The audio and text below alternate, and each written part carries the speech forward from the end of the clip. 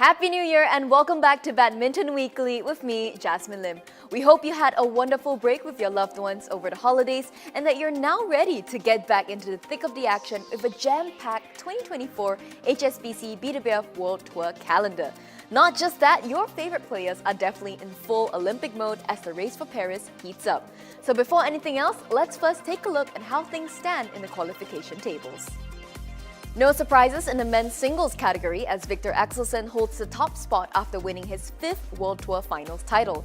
Indonesia's Jonathan Christie was the biggest mover after last year's season finale, jumping 3 spots up to 5th, while Anders Antonsen climbed 2 places to make his way into the top 10. An Se-young, Chen Yifei and Akane Yamaguchi occupied the top 3 in the women's singles category, but Tai Tzu-ying's 4th World Tour final title meant that the Chinese Taipei star is closing in 4th with Carolina Marin not far behind as well. In the men's doubles category, Danish duo Kim Astrup and Anders Rasmussen topped the standings after their remarkable run late last year. Liang Wei-keng and Wang Chang, as well as Kan Min-hyuk and Seo Seong-jae, climb a spot up to move 2nd and 3rd respectively. Cheng Ting-chen and Jia Yifan dominate the women's doubles standing, being the only pair with more than 100,000 points at the moment. And lastly, world number 1s Zheng Siwei and Huang Yationg also stand firm at the top of the mixed doubles standings. Hong Kong's Tan Chung Man and Tze Ying-shet are the only climbers after the World Tour Finals, moving a spot up to 6th.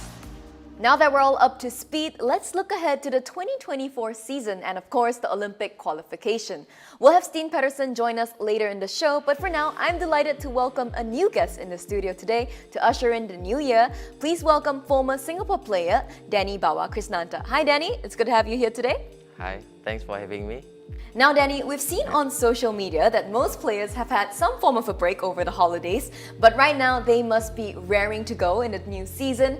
How important is it for them to get a strong start to the year, especially mentally, with the Olympic qualification in mind? Yeah, it's always very important for the good start and opening. Yeah, so this first competition is to boost their confidence. But again, with Paris in mind, having just 4 short months to book a spot in the Olympic qualification, you know, what do you think is the best strategy for players going in?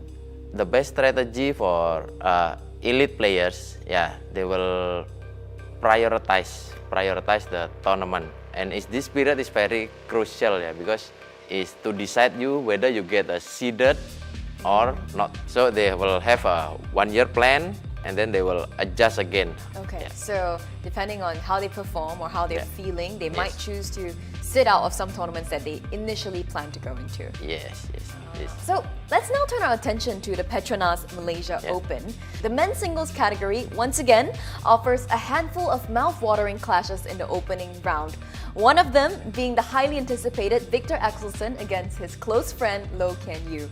Now, at the end of last year, Axelsen claimed that he was not at his 100% physically. That, and playing somebody who you know so well on and off the court, could make for a tricky start to his title defense, right?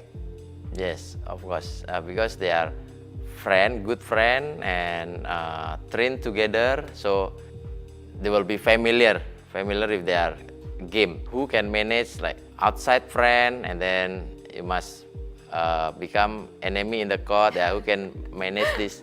You have to prepare hard match, like not easy match. Not to underestimate. So you have to give pressure all the time. Don't let them grow their game. Now, speaking of tough matches, Tai Tzu-ying will also be facing a challenging opening round as she takes on Beiwen Zhang. Now, the two faced each other last year, sharing the head-to-head record at 1 win apiece. But with Tai full of confidence after her 4th season finale title, do you think that Zhang stands a chance here to potentially cause an upset? The key in this match between Tai Tzu-ying and Zhang Beiwen is whether Zhang Beiwen can finish the rally early, or if Tai Tzu-ying can take all the attacking and then have more rally, then will be disadvantage for Zhang Beiwen. Staying in the women's singles category, we of course have to keep our eyes on An Se-young and Akane Yamaguchi, with both hoping to find their winning rhythm again. Now, the latter is also defending her title here, but as a coach yourself, Danny, what do you think would be a realistic goal for both of them? So for Yamaguchi and An Se-young, for them, when they decide to join, you have to make sure you fit to win the title. Because they are the world top.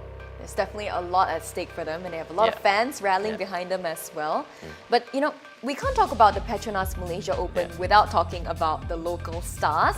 Let's start with Li Zijia, who found his form at the end of 2023.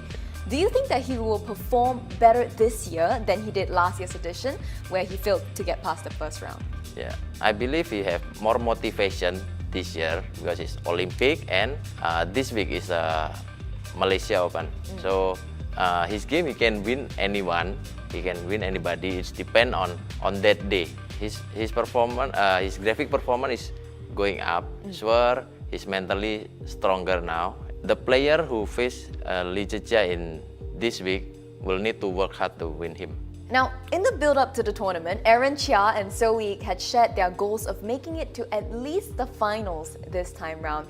Looking at their draw, do you think that it's going to be a tough task for the duo? Aaron Chia and So, I see the draw is quite okay. They're still a favorite to win, and then they will have a chance to play the Koreans, who also the world champion.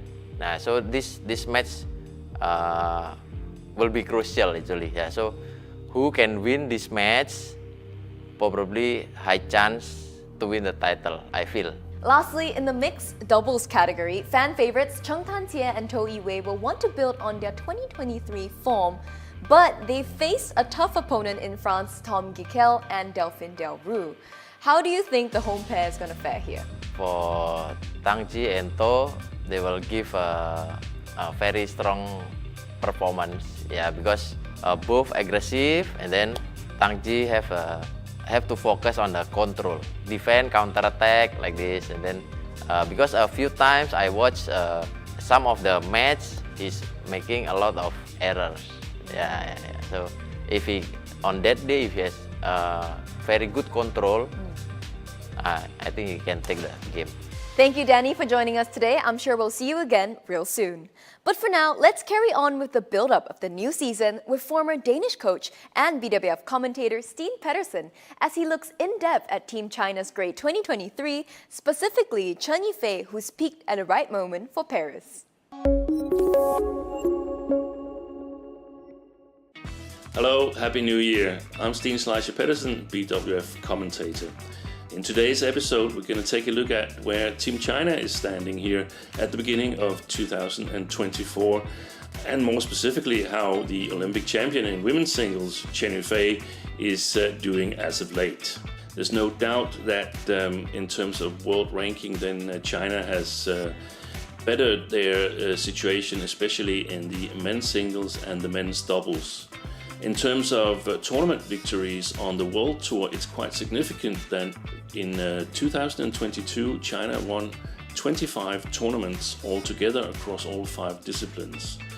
That has gone up significantly in 2023. China has won 45 tournaments in the past year, so 20 extra victories compared to the year before. That's a significant rise in performance. In women's singles, mixed doubles and women's doubles, China were quite strong already coming out of 2022. But the significant thing in those 3 categories is that in women's doubles and mixed doubles, they've increased their dominance, and they've managed to bring new pairings, younger pairings to the world badminton scene.